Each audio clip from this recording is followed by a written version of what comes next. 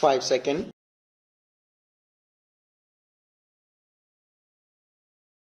Start. Coming to the internal affairs of the country, Madam Deputy Chairman, the policies of the Government of India for the last 6 years have been manipulated that the rich people becoming richer and the poorer sections of the people are becoming still poorer. The committee that has been appointed to investigate into the question of the distribution of income has not yet given its verdict, but it is common knowledge that the people who are in the higher ups have become more rich and the people in the lower rung have become poorer. The prices of essential commodities that the peasants and the workers use have gone up so high that they are not within the reach of the mass of the people of the country. Government have not taken adequate steps to bring down the prices and to stabilize the prices as was recommended by the Food Grains Committee. We are now in the 11th plan. While the plans are processing, the number of the unemployment in the country is increasing. This is very anomalous position. It is the government alone that can explain why, in spite of the plans, the unemployment problem is becoming more and more acute.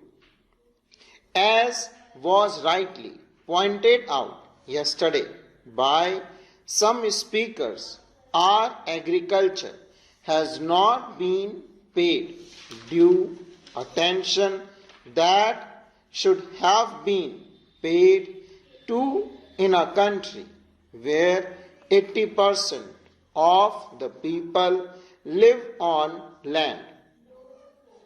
Some 3 or 4 years back, when Mr. Ajit Prasad Jain was the Food and Agriculture Minister, he was made to resign under shady circumstances as one who had proved not capable of solving the food problem in the country.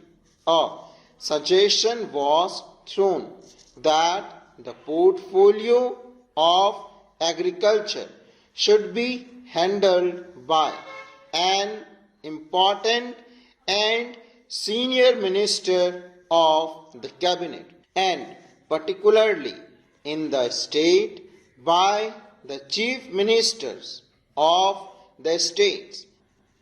But nothing of the sort has happened. Whatever increase in food grain output we have obtained is not because of any increase in the yield per acre, but because of extensive cultivation. More land has been brought under cultivation and some irrigation facilities have now been provided. But the increase that we have seen is not in keeping with the demand that is necessary for us to feed 400 million in India. So, whatever industrial development we want, the basic factor is that our agricultural economy should be improved. For that, all efforts should be made. More fertilizers should be used and new methods of cultivation should be employed for growing more food crop and for growing other cash crops. In a review that was published by the Planning Commission itself, they have pointed out that there is acute shortage of power in more than 50% of the states in India. We have accepted the planned economy. We have completed 10 plans and we are now in the 11th plan.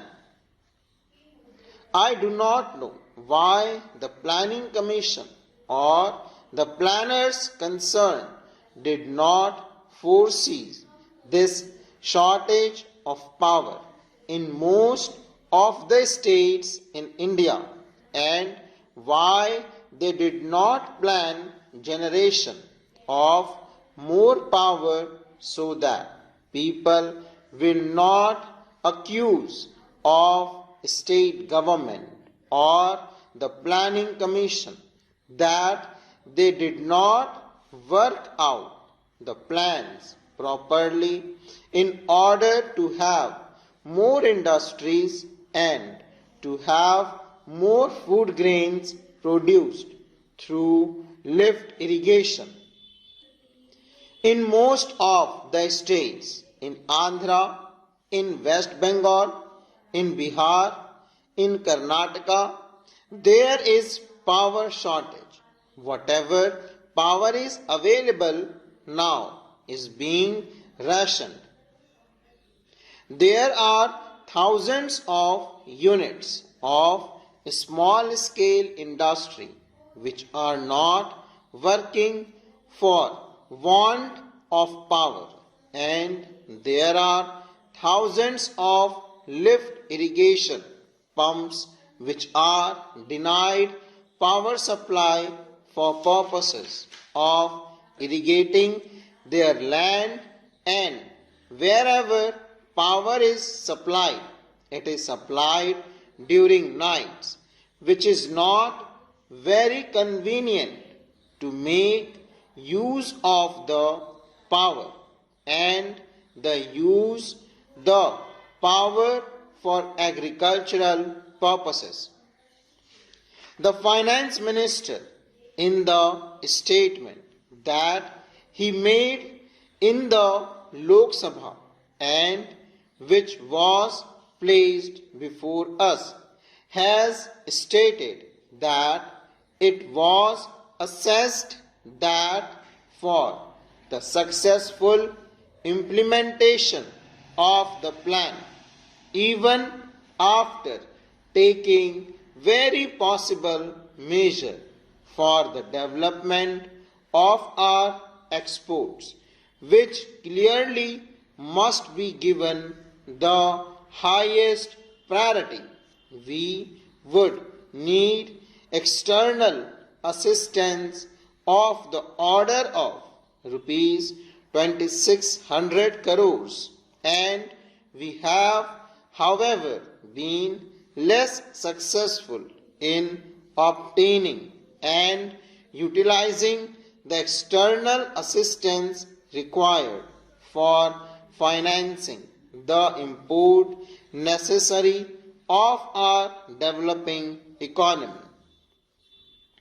To industrialize our country and to bring it on par with other well-developed countries, we do not assistance, financial, technical and other assistance.